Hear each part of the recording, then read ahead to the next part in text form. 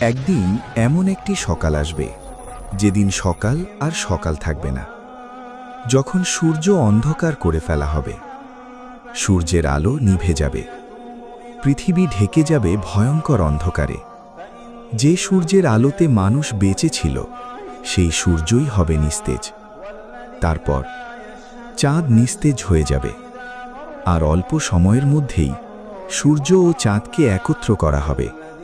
আকাশের দুই আলো একসাথে ধ্বংসের পথে যাবে। মানুষ তখন আতঙ্কে চিৎকার করে বলবে, আজ পালানোর জায়গা কোথায়?